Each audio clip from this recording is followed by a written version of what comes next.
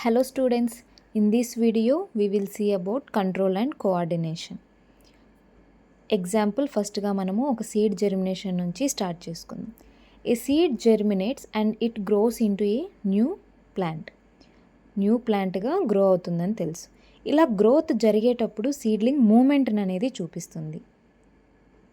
Growth జరుగుతూ ఉండంగానే moment కూడా జరిగి రూట్ డెవలప్ అవుతుంది, అలాగే షూట్ కూడా డెవలప్, అంటే గ్రోత్ జరగడం వల్ల మూమెంట్ అనేది జరిగింది. ఇలాగే ప్లాంట్సే కాదు కొన్ని యానిమల్స్ కూడా మూమెంట్ అనేవి చూపిస్తూ ఉంటాయి వాటి యొక్క గ్రోత్ని బేస్ చేసుకొని. For example mimosa pudica, touch me not plant ఉంటుంది కదా, అది మనం టచ్ చేస్తే అది మూమెంట్ అనేది చూపిస్తుంది అనమాట. అలాగే ఒక్కొక్కసారి క్లైమేటిక్ కండిషన్స్ చేంజ్ అవుతున్నప్పుడు మన రెస్పాన్స్ కూడా చేంజ్ అవుతూ ఉంటుంది. కోల్డ్గా ఉన్నప్పుడు మనకి చలి ఎక్కువగా ఉంటుంది, షివరింగ్ అనేది మన రెస్పాన్స్. అలాగే కొన్ని ప్లాంట్స్ కూడా సన్షైన్కి అంటే సన్లైట్కి రెస్పాండ్ అవుతూ ఉంటాయి. సన్లైట్ ఏ విధంగా ఉంటే ఆ విధంగా బెండ్ అవుతూ ఉంటాయి, అంటే సన్లైట్కి అవి ప్లాంట్స్ రెస్పాండ్ అవుతున్నాయి. ఇంకోసారి ఎప్పుడైనా మనకి మౌత్ వాటరింగ్ని మనం అబ్జర్వ్ చేయొచ్చు. మనం ఆకలిగా ఉన్నప్పుడు ఫుడ్ని చూసినప్పుడు ఆటోమేటిక్గా మౌత్ వాటరింగ్ అనేది జరుగుతుంది. అలాగే ప్రిన్సిపల్ ఒకవేళ క్లాస్లో ఉన్నారనుకోండి, స్టూడెంట్సే ఉంటే అల్లరి చేస్తారు. అదే if the principal is present, what is the response? We will sit calmly and we will do our work. And how these responses are taking by the organism. ఈ రెస్పాన్స్ అన్నింటికి కరెక్ట్గా రెస్పాన్స్ని ఎలా ప్రొడ్యూస్ చేస్తూ ఉండొచ్చు? Let us see another example. If a dog is chasing us, మనల్ని చేస్తూ ఉందనుకోండి, మనము ఎలా రెస్పాన్స్ అవుతాము? ఎందుకు రెస్పాన్స్ అవుతాము? Because to protect our self, మనము దాని నుంచి మనల్ని మనం ప్రొటెక్ట్ చేసుకోవడం. వీటన్నిటికీ ఎవరు హెల్ప్ చేస్తున్నారు? ఈ ఆర్గానిజమ్స్ అన్నింటికి, స్టిమ్యులస్కి రెస్పాన్స్ ఇవన్నీ అంటే nervous system and hormonal system helping these organism to produce the responses to the stimuli. స్టిమ్యులైకి రెస్పాన్స్ని ప్రొడ్యూస్ చేయడానికి nervous system, hormonal system help అవుతూ ఉన్నాయి. In the nervous system, nerve cells play an important role in detecting the stimuli. Nerve cells అనేవి ఈ స్టిమ్యులైని detect చేయడంలో main రోల్ని ప్లే చేస్తూ ఉంటాయి అన్నమాట. These nerve cells also known as neurons. వీటినే న్యూరాన్స్ అని కూడా అంటారు. And each neuron has different parts. న్యూరాన్స్లో డిఫరెంట్ పార్ట్స్ అనేవి ఉన్నాయి. And this neuron consist of cell body, nucleus, dendrites, axon and the nerve endings. Sensory neurons అంటే the neurons present in the sense organs. eyes, ears, nose ఉన్నాయి కదా, వాటిల్లో ఆర్గాన్స్లో ఉన్న neurons టిప్స్లో రిసెప్టార్స్ ఉంటాయి. They helps in detecting the stimulus and converting in electrical impulse. స్టిమ్యులస్ని detect చేసి వాటిని ఎలక్ట్రికల్ ఇంపల్స్గా, సిగ్నల్స్గా కన్వర్ట్ చేస్తాయన్నమాట ఈ రెసెప్టార్స్ అనేవి. For example the receptors present in the నోస్లో ఉన్న రెసెప్టార్స్ని ఆల్ఫాక్టరీ రెసెప్టార్స్ అంటాం. అవి ఏం చేస్తాయి? దే డిటెక్ట్ ద స్మెల్ని అవి డిటెక్ట్ చేస్తాయి అన్నమాట. And these receptors present in the టంగ్లో ఉన్న రెసెప్టార్స్ వచ్చేసి టేస్ట్ని డిటెక్ట్ చేస్తాయి. ఆ రిసెప్టార్స్ని ఏమంటారంటే గస్టేటరీ రెసెప్టార్స్ అని అంటాం. And the neurons carry the information. ఇప్పుడు ఈ న్యూరాన్స్ ఇన్ఫర్మేషన్ని different parts of the nervous సిస్టమ్కి క్యారీ చేస్తాయి. దాన్నే నర్వ్ కండక్షన్ అని అంటాం. ఇప్పుడు ఈ నర్వ్ కండక్షన్ ఎలా జరుగుతుందో మనము తెలుసుకుందాం. ఒక న్యూరాన్ ఇంకో న్యూరాన్ అన్నీ ఒక నెట్వర్క్ లాగా కనెక్షన్లో ఉంటాయన్నమాట. And this neuron help in the transformation of the information. ఇందులో సెల్ బాడీ, డెండ్రైట్స్, న్యూక్లియస్, అలాగే నర్వ్ ఎండింగ్స్ ఉంటాయని మనము చెప్పుకున్నాం. Okay, and this diagram is very important. How this information ఎలా ట్రాన్స్ఫర్ అవుతుంది అంటే from their dendrites and pass to the another neuron through their nerve endings. Nerve endings ద్వారా ఒక dendrite నుంచి ఇంకో డెండ్రైట్కి, లేదా ఇంకొక నర్వ్ ఎండింగ్స్ నుంచి ఇంకో డెండ్రైట్కి అది ట్రాన్స్ఫర్ అనేది అవుతుంది. ఎలా అంటే కెమికల్ రియాక్షన్ జరిగి ఎలక్ట్రికల్ ఇంపల్స్ అనేది ఒకటి క్రియేట్ అవుతుంది. This impulse travels from dendrite to the cell body. But ఒక న్యూరాన్ యొక్క నర్వ్ ఎండింగ్స్ ఇంకొక న్యూరాన్ యొక్క డెండ్రైట్స్ అవి అటాచ్డ్లో ఉండవన్నమాట. మరి ఎలా ట్రాన్స్ఫర్ అవుతుంది అంటే there is some gap present in between these two and this junction is called synapse. దాన్నే సినాప్స్ అంటారు. When the information reaches the tip of the nerve టెర్మినల్కి ఇన్ఫర్మేషన్ రీచ్ అవ్వగానే that creates and electrical impulse అనేది create చేస్తుందన్నమాట ఆ information. And when the electrical impulse ఎప్పుడైతే synapse దగ్గర create అవుతుందో అప్పుడు some chemicals will be released. Electrical signal అనేది కెమికల్ సిగ్నల్గా కన్వర్ట్ అయ్యి సినాప్స్ దగ్గర that will reach the tip of the dendritic nerve cell. Through these the information is transferred from one neuron to the another neuron. If the neurons carry the information from sense organs to the brain or spinal cord, sense organs like eyes, ears, nose, skin, tongue ఇక్కడ నుంచి కనుక ఇన్ఫర్మేషన్ని బ్రెయిన్కి spinal కార్డ్కి తీసుకెళ్తే ఆ న్యూరాన్స్ని sensory neurons అంటాం. And when the neurons carry the information from brain to the muscle, brain నుంచి స్పైనల్ కార్డ్ నుంచి మజిల్స్కి గ్లాండ్స్ కనుక ఇన్ఫర్మేషన్ని తీసుకెళ్తే ఆ తీసుకెళ్లే న్యూరాన్స్ని మోటార్ న్యూరాన్స్ అంటున్నాం. ఇలా న్యూరాన్స్ బ్రెయిన్కి మళ్ళీ బ్రెయిన్ నుంచి ఆర్గాన్స్కి తీసుకెళ్లే పాత్వేస్ 2 టైప్స్ ఉన్నాయన్నమాట. లాంగ్ పాత్వే అలాగే షార్ట్ పాత్వే. అంటే లాంగ్ పాత్వే అంటే ఏంటంటే సెన్స్ ఆర్గాన్ నుంచి స్పైనల్ కార్డ్కి వెళ్ళాలి, స్పైనల్ కార్డ్ నుంచి మళ్ళీ బ్రెయిన్కి ఇన్ఫర్మేషన్, అండ్ బ్రెయిన్ దాన్ని అనలైజ్ చేసి దానికి రెస్పాన్స్ అనేది క్రియేట్ చేసి, and this brain send the signals to the spinal కార్డ్కి ఆ సిగ్నల్ అనేది మళ్ళీ పంపించాలి. And now the information from the spinal card it should reach the muscles, spinal cord నుంచి మజిల్స్కి లేదా గ్లాండ్స్కి అది రీచ్ అవ్వాలి. ఇది చాలా లాంగ్ పాత్వే అనమాట, చాలా టైం కూడా తీసుకుంటుంది రెస్పాన్స్ని ప్రొడ్యూస్ చేయడం కోసం. అందుకే మన సిస్టము ఒక షార్ట్ పాత్వేని కూడా ఎంచుకుందనమాట. ఈ షార్ట్ పాత్వేలో ఏమవుతుందంటే ఈ ప్రాసెస్ సెన్స్ ఆర్గాన్స్ నుంచి స్పైనల్ కార్డ్ నెక్స్ట్ బ్రెయిన్ అలా ఇంత లెంతీగా లేకుండా షార్ట్గా సెన్స్ ఆర్గాన్స్ నుంచి డైరెక్ట్ స్పైనల్ కార్డ్ నుంచి మజిల్స్కి దిస్ ఇన్ఫర్మేషన్ అనేది ట్రాన్స్ఫర్ అవుతుంది. అప్పుడు క్విక్గా రెస్పాన్స్ అనేది మనము చూపించగలుగుతాం. ఎగ్జాంపుల్ చూడండి, ఏదైనా డేంజరస్ సిచ్యువేషన్ ఉందనుకోండి, మనము క్విక్గా రెస్పాన్స్ అనేది చూపించాల్సి వస్తుంది, ఎందుకంటే మనల్ని మనం ప్రొటెక్ట్ చేసుకోవడం కోసం. కాబట్టి షార్ట్ పాత్వే అనేది ఒకటి అవసరం. If we touch the hot object the signal will reach the spinal cord. ఒక వేడి వస్తువు కనుక మనం తాకినట్లయితే దాని నుంచి ఇన్ఫర్మేషన్ స్పైనల్ కార్డ్కి వెళ్తుంది. స్పైనల్ కార్డ్లో అనలైజ్ అయ్యి స్పైనల్ కార్డ్ మళ్ళీ ఆ మజిల్కి రెస్పాన్స్ అనేది చూపించడానికి మెసేజ్ని సెండ్ చేస్తుంది. అలా క్విక్ రెస్పాన్స్ అనేది స్పైనల్ కార్డ్ నుంచి జరుగుతుంది. దాన్ని రిఫ్లెక్స్ యాక్షన్. ఇక్కడ బ్రెయిన్ ఇన్వాల్వ్మెంట్ ఏమైనా జరిగిందా? లేదు, డైరెక్ట్గా స్పైనల్ కార్డే రెస్పాన్స్ అనే దాన్ని ప్రొడ్యూస్ చేసింది. Here the quick responses are produced by the spinal cord and these quick responses is known as the reflex action. ఇప్పుడు ఈ రిఫ్లెక్స్ యాక్షన్లో మొత్తం ఒక పాత్వే జరిగింది కదా, and this pathway of the reflex action is called the reflex arc. ఈ pathway మొత్తాన్ని ఏమంటారంటే reflex arc అని అంటాం. అయితే ఈ రిఫ్లెక్స్ ఆర్క్లో ఏ పార్ట్స్ అనేవి ఇన్వాల్వ్ అయ్యాయో కూడా మనం తెలుసుకోవాలి కదా. చూద్దాం, ఈ రిఫ్లెక్స్ ఆర్క్లో ఏమేం పార్ట్స్ ఇన్వాల్వ్ అయ్యాయంటే దట్ ఈస్ ద రెసెప్టార్స్. మనం ముందుగానే చూసాం, రెసెప్టార్స్ అంటే which receives the information or the signals, and these receptors send the information to the sensory neurons. Sensory neurons అనేవి ఇన్ఫర్మేషన్ని గ్యాదర్ చేస్తాయి, and they carries the information to the spinal cord. అక్కడ relay neurons ఉంటాయి, అవి వచ్చేసి ఏం చేస్తాయంటే analyse చేస్తాయి అన్నమాట. ఇన్ఫర్మేషన్ని అనలైజ్ చేసి గుర్తించి మెసేజ్ అనేది ఒకదాన్ని ప్రొడ్యూస్ చేస్తాయి. And this produced message is transferred through the motor neurons to the related muscle, that is the effector. ఏదైతే ఎఫెక్ట్ అయి ఉంటుందో దానికి ఈ మోటార్ న్యూరాన్స్ అనేవి మెసేజ్ని క్యారీ చేస్తాయి, సిగ్నల్ని క్యారీ చేస్తాయి. దెన్ మనం వేడి ఆబ్జెక్ట్ని తాకుంటాం కదా, తాకుతూనే చేయి వెనక్కి తీసుంటాం. ఇదంతా ఎలా జరిగి ఉంటుందంటే through these reflex actions controlled by the spinal card.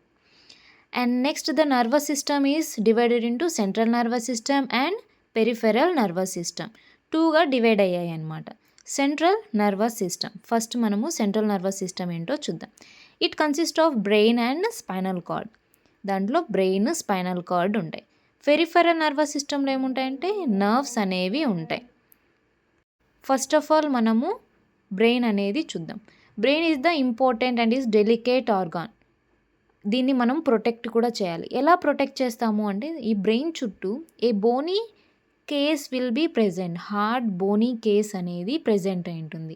దాన్ని బ్రెయిన్ని ప్రొటెక్ట్ చేస్తూ ఉంటుందన్నమాట. And also this brain is of 3 layer structure. 3 layer స్ట్రక్చర్గా ఈ బ్రెయిన్ని ప్రొటెక్ట్ చేస్తూ ఉంటాయన్నమాట. These layers are call meninges. ఇవి మీ టెక్స్ట్ బుక్లో, ఓల్డ్ టెక్స్ట్ బుక్లో ఉండేవి, బట్ తెలుసుకోవడం చాలా ఇంపార్టెంట్. ఆ లేయర్స్ యొక్క గ్యాప్స్లో ఫ్లూయిడ్ అనేది ప్రెజెంట్ అయి ఉంటుంది. దాన్నే సెరిబ్రో స్పైనల్ ఫ్లూయిడ్ అంటాం.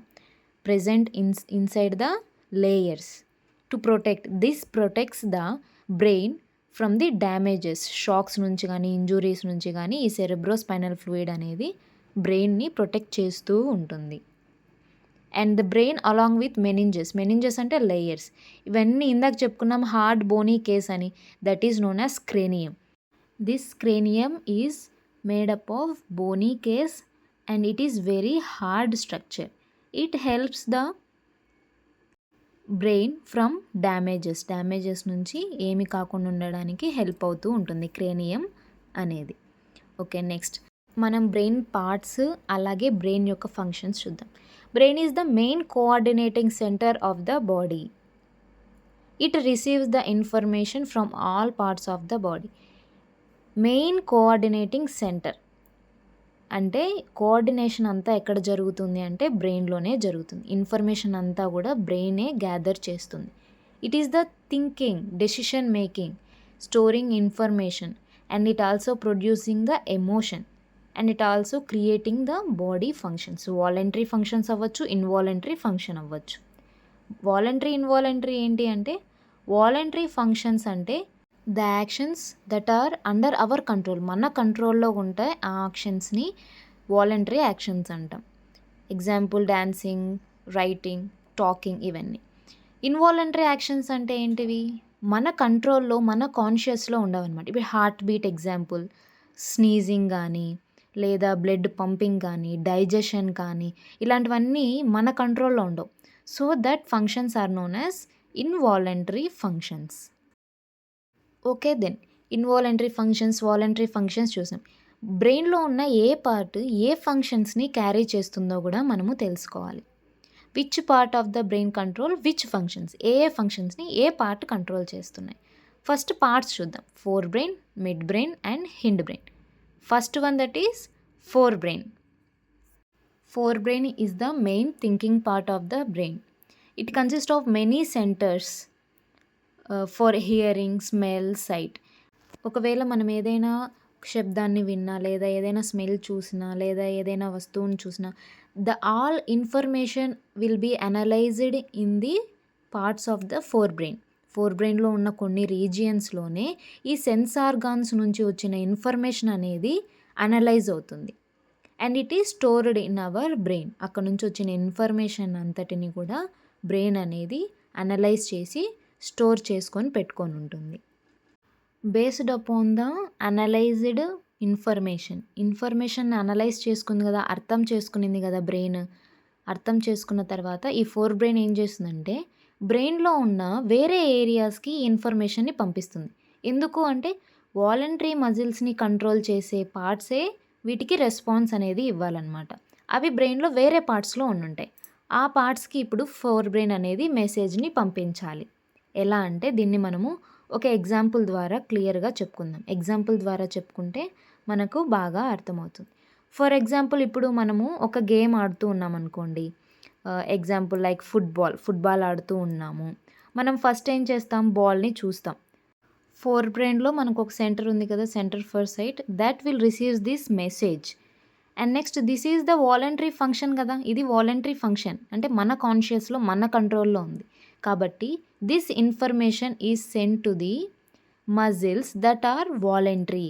బ్రెయిన్ ఏం చేస్తుందంటే వాలంటరీ మజిల్స్కి ఈ మెసేజ్ని మళ్ళీ పంపించాలి.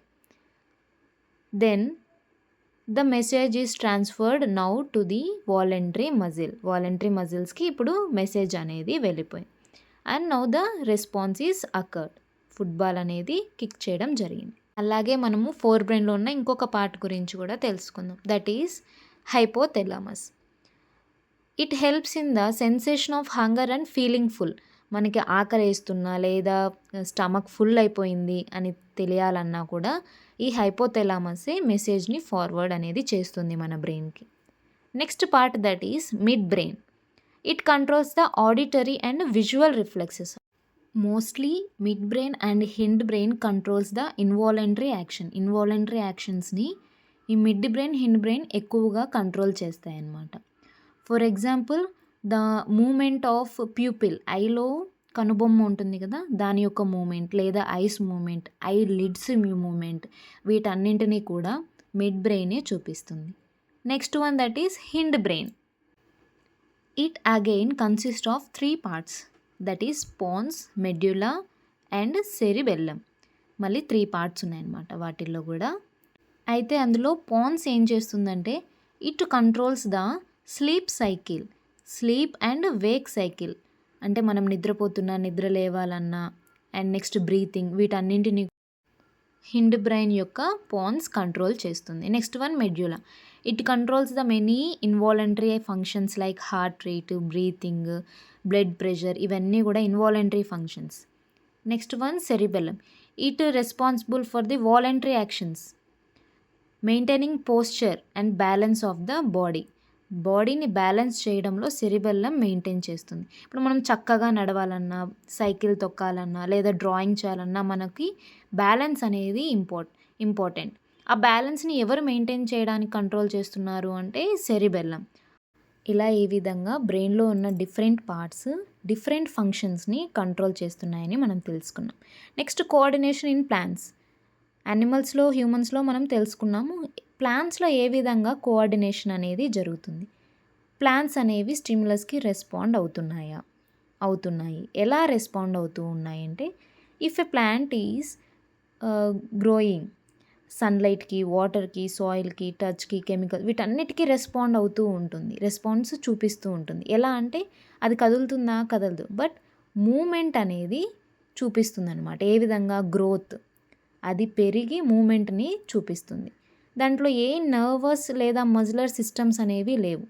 Coordination in plants majorly done by హార్మోన్స్తోనే కోఆర్డినేషన్ జరుగుతుంది. In the plants movement are of 2 types, due to growth and due to stimulus. ఇప్పుడు మూమెంట్ చూపిస్తాయి అని చెప్పుకున్నాం కదా. ప్లాంట్స్ అంటే కదులుతాయా, కదలవు, పెరుగుతాయి కదా.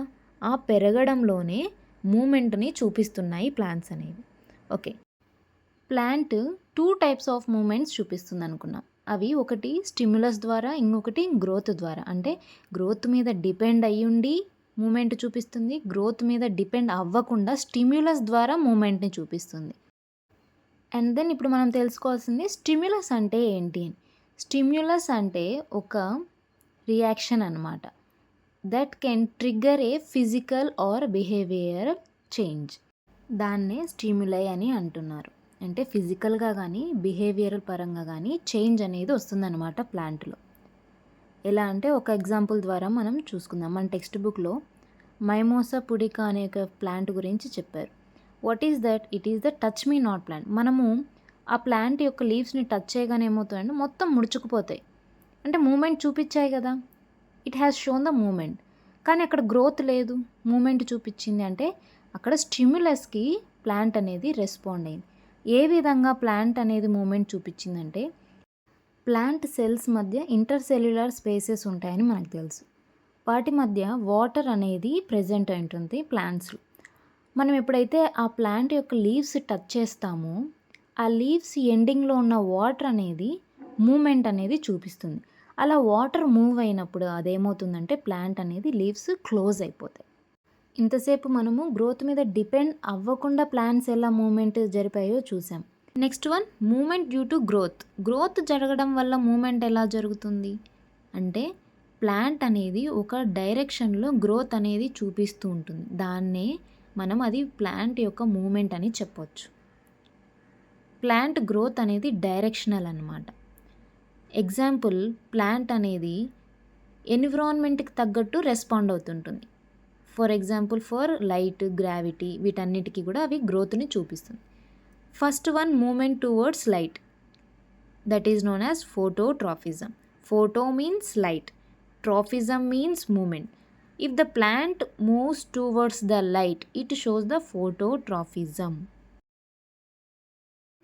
For example, if a plant is growing under the sunlight, వాటి యొక్క షూట్స్ ఉంటాయి కదా, అవి they will respond to the light and roots will grow away from the sunlight towards the gravity. Shoots వచ్చి లైట్ వైపుకు గ్రో అవుతాయి, roots వచ్చి లైట్కి opposite సైడ్కి గ్రో అవుతాయి. అంటే రూట్స్ ఏ మూమెంట్ని చూపిస్తున్నాయంటే జియోట్రాఫిజంని చూపిస్తూ ఉన్నాయి. Geo means earth, tropism means movement. The movement of the plant towards the gravity వైపు కనుక మూవ్ అవుతూ ఉంటే దాన్ని జియోట్రాఫిజం అంటారు. ఇక్కడ ఎగ్జాంపుల్ ఏంటి? Roots will grow towards the gravity. Next one, that is chemotropism. The movement of plant towards the chemical response. ప్లాంట్లో chemical response ఎక్కడ జరుగుతుందంటే పోలన్ గ్రెయిన్ అనేది ఓవరిన్ రీచ్ అయ్యేటప్పుడు కీమోట్రాఫిజంని చూపిస్తుంది. Next hydrotropism. Hydro means water, movement of plants towards the water. కొన్ని plants ఏమవుతాయంటే వాటర్ వైపుకి మూవ్ అవుతూ ఉంటాయి, మాయిశ్చర్ వైపుకి మూవ్ అవుతుంది. ఇది చాలా slower movement, but it is known as hydrotropism. It is also another type. Different plant hormones help in the coordination that helps in growth, development and response to the environment. ఆ plant hormones ఏంటో మనం చూద్దాం. The plant hormones also known as phytohormones. They are two types, growth promoter and growth inhibitor. Growth promoter hormones అంటే ఏంటంటే గ్రోత్ని promote చేసే వాటిని growth promoter hormones అంటాం. అంటే పెరుగుదలకి సహాయం చేసే హార్మోన్స్ అన్నమాట. First one, that is auxin. It helps in the cell elongation of the plant. Cell elongation జరగడం వల్ల ప్లాంట్ గ్రోత్ అనేది చూపిస్తుంది. ఇప్పుడు ప్లాంట్స్ అన్నీ, ప్రతి ఒక్క ప్లాంట్ కూడా సన్లైట్కి డైరెక్ట్గా ఉండవు కదా. కొన్ని ప్లాంట్స్ వచ్చేసి షేడీగా ఉంటాయి. ఒకవేళ విండో సైడ్ పెట్టామనుకోండి, ఒక సైడ్ మాత్రమే ప్లాంట్కి సన్లైట్ అందుతుంది. అప్పుడు ఏమవుతుందంటే ఇంకో సైడ్ ఆక్సిన్స్ వర్క్ అవుతాయి. కొన్ని ప్లాంట్స్ చూసుకొని డైరెక్ట్ సన్లైట్లో ఉంటాయి, అప్పుడు ఆక్సిజన్ ఈక్వల్గా డిస్ట్రిబ్యూట్ అవుతాయి. ఈక్వల్గా అంటే ప్లాంట్ మొత్తం, ఎందుకంటే సన్లైట్ మొత్తం ప్లాంట్ అంతా పడుతుంది కాబట్టి ఆక్సిన్స్ ఫుల్గా వర్క్ అవుతూ ఉంటాయి. ఇప్పుడు విండో సైడ్ పెట్టిన ప్లాంట్ అలా కాదు, ఒక సైడ్ మాత్రం సన్లైట్ అందడం లేదు. అప్పుడు ఈ ఆక్సిన్స్ ఏమవుతాయంటే షేడీ సైడ్కి వెళ్ళిపోతాయి అన్నమాట. షేడీ సైడ్కి వెళ్ళిపోయి అక్కడ ఉన్న సెల్స్లో ఎలాంగేషన్ అనేది జరుగుతుంది. ఆ లీవ్స్ యొక్క సెల్స్ ఎలాంగేట్ అవుతాయి. ఎలాంగేట్ అయ్యి సన్లైట్ వైపు బెండ్ అవ్వడం జరుగుతుంది. అలా మనకి బెండ్ అయ్యింది ప్లాంట్ సన్లైట్ వైపుకు అనేలాగా కనిపిస్తుంది. మొత్తానికి ఆక్సిజన్ ఏం చేస్తుంది అంటే సన్లైట్ వైపుగా ప్లాంట్ గ్రో అయ్యేలాగా చేస్తుంది. మనకు ఎలా కనిపిస్తుంది అంటే సన్లైట్ వైపు బెండ్ అయినట్లుగా. That is the function of auxin. Next gibberellins. It also helps in cell elongation, stem growth, stem పెరుగుదలలో, అలాగే ఫ్లవర్ డెవలప్మెంట్. ఫ్లవర్స్ అనేవి డెవలప్ అవ్వాలన్నా కూడా gibberellins. Next cytokinins. It promotes in cell division, seed germination, flower and fruit development. Cytokinins వచ్చి ఇవన్నీ plant గ్రోత్లో డెవలప్మెంట్కి use అయ్యాయి. Next inhibitor hormones. Inhibiting means stopping అన్నమాట. ఇక్కడ అబ్సెసిక్ యాసిడ్. ఇక్కడ ఏం జరుగుతుందంటే ఇట్ ఇన్హిబిట్ మీన్స్ స్టాపింగ్ అన్నాం కదా, గ్రోత్ ప్రమోటివ్ హార్మోన్స్ని స్టాప్ చేస్తాయి. It maintains the seed dormancy and also responsible for కర్ల్టింగ్ అంటే విల్టింగ్, ఆకులు రాలిపోవడం. సీడ్ డోర్మెన్సీ అంటే ఏంటంటే dormancy means resting condition, seed resting కండిషన్లో ఉంచేస్తుంది ఈ abscisic acid. Next one, that is ethylene. It is gaseous plant hormone. It is helps in the growth and development of flower organs and also ripening of fruit. మామూలుగా bananas అవి మాగక ముందని కోసేసి వాటిని ఒక liquid కానీ గ్యాసెస్ దాంట్లో కానీ పంపించేయడం వల్ల వాటిని ఆర్టిఫిషియల్గా రైప్ చేస్తున్నారు కదా, బై యూజింగ్ దీస్ ఇథైలిన్ అనమాట. ప్లాంట్ హార్మోన్స్ చెప్పేసుకున్నాము. Next second way of control and coordination in animals. Second way ఏంటి అంటే, ఫస్ట్ వే ఏంటి అంటే నర్వస్ సిస్టమ్ మనం ముందుగా చెప్పుకున్నాం కదా, అది first way. Second way endocrine system. Endocrine system అంటే ఏంటి అంటే, in that system there are many glands present in our body. For example pituitary gland, adrenal gland, thyroid gland and ovaries, testis, pancreas, ఇలా ఇవన్నింటిని కలిపి endocrine system అని అంటారు. What is the function of this system? ఏం function చేస్తుంది అంటే, this endocrine glands releases some hormones, కొన్ని hormones release చేస్తుంది. For example oestrogen, progesterone, adrenaline, insulin, thyroxine, ఇలా ఈ హార్మోన్స్ అన్నింటినీ రిలీజ్ చేస్తాయి అన్నమాట ఈ గ్లాండ్స్. ఓకే, బాగుంది, హార్మోన్స్ రిలీజ్ అవుతున్నాయి. ఎందుకు ఈ హార్మోన్స్ ఏం అవసరం అంటే, they help in the growth and repair and the reproduction. ప్రతి ప్రాసెస్లోనూ ఈ హార్మోన్స్ అనేవి ఫంక్షన్ చేస్తూ ఉంటాయి, ప్రతి ఫంక్షన్కి కూడా హెల్ప్ అవుతూ కూడా ఉంటాయి. ఫర్ ఎగ్జాంపుల్ ప్యాంక్రియాస్ ఉందనుకోండి, దట్ రిలీజెస్ ఇన్సులిన్. మనకి ఇన్సులిన్ చాలా అవసరం అన్నమాట మన డైలీ లైఫ్లో. దాన్ని ఎవరు రిలీజ్ చేస్తున్నారంటే ప్యాంక్రియాస్ గ్లాండ్. అలానే అడ్రినల్ గ్లాండ్ అడ్రినలిన్ అనే హార్మోన్ని రిలీజ్ చేస్తుంది. ఇదేమవుతుందంటే, it release into the circulatory system, బ్లడ్లోకి రిలీజ్ చేస్తుంది. And through this blood this hormone reaches the different parts of the body. మనకి ఏ బాడీకి మెసేజెస్ అందాలో పర్టికులర్గా ఆ బాడీ పార్ట్స్కి మెసేజెస్ అనేవి ఈ హార్మోన్ తీసుకెళ్తూ ఉంటాయి అన్నమాట. టార్గెట్ సైట్కి, ఐస్కి, సర్క్యులేటరీ సిస్టమ్, హార్ట్కి, ఇంకా కొన్ని మజిల్స్కి. ఓన్లీ టార్గెట్ టిష్యూ మీదనే హార్మోన్స్ అనేవి వర్క్ అవుతాయి. ఓకే, ఎలా రెస్పాన్స్ని చూపిస్తున్నాయి హార్మోన్స్? అవి రిలీజ్ అయ్యి కరెక్ట్గా ఎలా రెస్పాండ్ అవుతున్నాయి, ఒక్కొక్క దానిగా మనం ఫంక్షనింగ్ చూద్దాం. First one adrenaline. ఈ అడ్రినలిన్ హార్మోన్ ఏం చేస్తుంది అంటే, మనం ఏదైనా ఒక డేంజర్ సిచ్యువేషన్లో ఉన్నామనుకోండి, మనం ఎలా రెస్పాండ్ అవుతాం? We will fight for that situation or we can flight from that situation. అంటే మనం ఎదురైనా తిరుగుతాం, లేదా అక్కడ నుంచి వెళ్ళిపోతాం. అది రెస్పాన్స్ అన్నమాట. ఈ రెస్పాన్స్కి కారణమైన హార్మోన్ ఏంటి అంటే, that is adrenaline. It is secreted by adrenal gland and helps in fight or flight situation. అందుకే అడ్రినలిన్ని ఫైట్ ఆర్ ఫ్లైట్ హార్మోన్ అని అంటారు. అసలు అడ్రినలిన్ హార్మోన్ యొక్క మెయిన్ ఫంక్షన్ ఏంటంటే, it increases the supply of oxygen and glucose to our skeletal muscle. మనకు సడన్గా energy అవసరం కదా, ఎక్కడి నుంచి వస్తుంది అంటే సప్లయింగ్ ఆఫ్ ద ఆక్సిజన్. ఈ హార్మోను ఆక్సిజన్ సప్లయింగ్, ఎక్కువగా ఆక్సిజన్ కావాలన్నమాట మనకి ఎనర్జీ అవసరమైనప్పుడు. అప్పుడు ఏమవుతుందంటే, బ్లడ్ సిస్టమ్, సర్క్యులేటరీ సిస్టమ్ నుంచి మనకి ఆక్సిజన్ అనేది ఎక్కువగా అందేలాగా ఆ హార్మోన్ చేస్తుందన్నమాట. అప్పుడు మనం ఎక్కువ ఎనర్జెటిక్గా రియాక్ట్ అవుతాం. అలా డిఫరెంట్ టార్గెట్ సైట్స్కి ఈ హార్మోన్ అనేది వెళ్ళి రెస్పాన్స్ని స్టిమ్యులేట్ చేస్తుంది అనమాట. ఇప్పుడు మనం మన కళ్ళతో చూసాం డేంజరస్ సిచ్యువేషన్ అని, అలా ఈ హార్మోన్ అలా రెస్పాండ్ అవ్వడానికి కారణమైంది. అలాగనే మన బాడీలో ఉన్న కొన్ని బ్లడ్ వెజల్స్లో కూడా ఈ హార్మోన్ వెళ్ళి స్టిమ్యులేట్ చేస్తుంది అనమాట. ఎలా అంటే, ఇప్పుడు మన బ్లడ్ వెజల్స్లో వెళ్ళి అడ్రినలిన్ కలిసిపోయింది అనుకోండి, డైరెక్ట్గా బ్లడ్ అనేది మన రిమైనింగ్ బాడీ పార్ట్స్ అన్నింటికి కనెక్షన్లో ఉంటుంది అనమాట. సో ఎప్పుడైతే ఈ అడ్రినలిన్ మన బ్లడ్లో కలిసిపోయింది అనుకోండి, వెంటనే అది టార్గెట్ సైట్కి వెళ్ళి రెస్పాన్స్ అనేది చూపించగలుగుతుంది. ఫర్ ఎగ్జాంపుల్, మన బ్రీతింగ్ రేట్ ఎలా ఎఫెక్ట్ అవుతుంది ఈ హార్మోన్ వల్ల అంటే, డైరెక్ట్గా రిబ్ మజిల్స్, డయాఫ్రమ్ మన బ్రీతింగ్లో ఇన్వాల్వ్ అవుతుంది.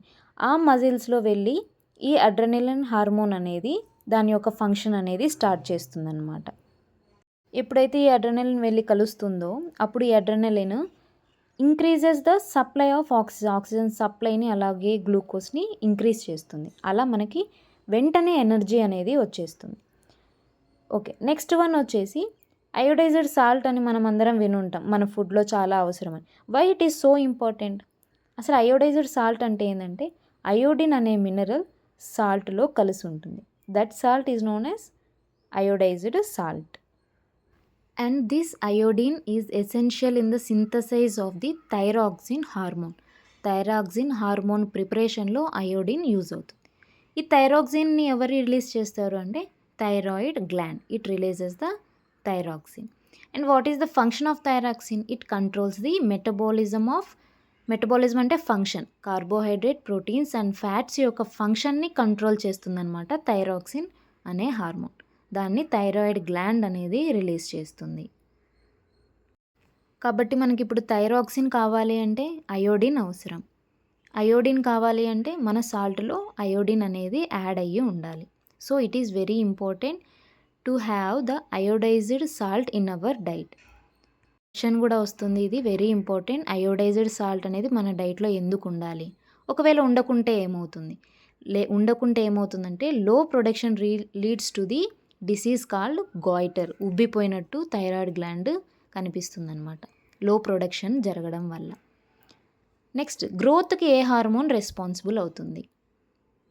There is one gland known as pituitary gland. It releases the growth hormone. Growth hormone అనే హార్మోన్ని పిట్యూటరీ గ్లాండ్ అనే ఒక ఎండోక్రైన్ గ్లాండ్ రిలీజ్ చేస్తుంది. ఆ గ్రోత్ హార్మోనే మన గ్రోత్ని కంట్రోల్ చేస్తుందన్నమాట. What happens if this hormone is deficiency అంటే తక్కువగా ఉండడం. తక్కువగా ఉందనుకోండి, వాళ్ళలో గ్రోత్ ఉండదు. గ్రోత్ ఉండకపోవడం వల్ల వాళ్ళ షార్ట్గా కనిపిస్తారు. So that condition is known as dwarfism. ఒకవేళ డెఫిషియన్సీ వస్తే డ్వార్ఫిజం. ఒకవేళ వాళ్ళల్లో ఎక్కువగా రిలీజ్ అయింది, ఓవర్ ప్రొడక్షన్ జరిగింది hormone, what it leads to that condition is known as gigantism. వాళ్ళు చాలా హైట్లో ఉంటారనమాట. ఎందుకంటే ప్రొడక్షన్ అనేది ఎక్కువ జరిగింది గ్రోత్ హార్మోన్, వాళ్ళు ఎక్కువగా గ్రోత్ చూపించేశారు వాళ్ళ హైట్లో. ఇంకా మనం కొన్ని వినే ఉంటాం, male hormone, female hormone. Male hormone అనే ఆ హార్మోన్ని ఎందుకు అన్నాము అంటే testosterone is the male sex hormone because it helps in the changes in boys only.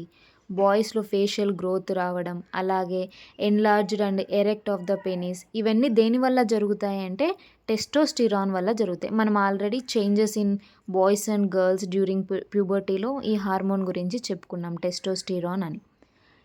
ఏం చేస్తుంది testosterone? Helps in the production of sperm ప్రొడక్షన్లో కూడా ఈ హార్మోన్ అనేది హెల్ప్ అవుతూ ఉంటుంది. Okay, then which hormone is known as female sex hormone? Female sex hormone అని దేన్నన్నారు, ఎందుకన్నారు అంటే ఫీమేల్ బాడీలో చేంజెస్ తీసుకొస్తుంది అనమాట ఆ hormone. So it is known as female hormone, that is oestrogen. Oestrogen అనేది ఫీమేల్ బాడీలో చేంజెస్ అనేది తీసుకొస్తూ ఉంటుందన్నమాట. It helps in the production of eggs from the ovaries. Ovary development, అలాగే ఓవరీ నుంచి ఎగ్స్ డెవలప్ అవ్వాలన్నా కూడా ఈ female sex hormone main reason. And also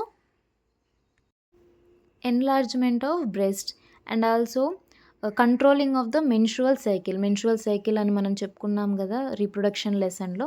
ఆ సైకిల్ మెయింటైన్ చేయడంలో కూడా ఈ ఈస్ట్రోజన్ హార్మోన్ అనేది యూజ్ అవుతూ ఉంటుంది. కొంత డాక్టరు షుగర్ తక్కువ తినండి, స్టార్చీ ఫుడ్ ఐటమ్ తక్కువ చేయండి మన డైట్లో అని చెప్తూ ఉంటారు. ఎందుకు? What is the reason behind that? Because they are suffering from the disease known as diabetes వల్ల వాళ్ళు సఫర్ అవుతూ ఉంటారనమాట. సో వాళ్ళు లెస్ షుగర్ అనేది తీసుకుంటూ ఉండాలి. In our blood there is glucose అనేది నార్మల్గా మన బ్లడ్లో ఉంటుంది. అయితే నార్మల్గా 99 mg/100 ml, ప్రతి 100 mlకి 99 mg అనేది గ్లూకోజ్ ప్రెజెంట్ అయి ఉంటుంది. కానీ ఒక్కొక్కసారి బ్లడ్లో గ్లూకోజ్ లెవెల్ ఇంక్రీజ్ అవుతూ ఉంటుంది.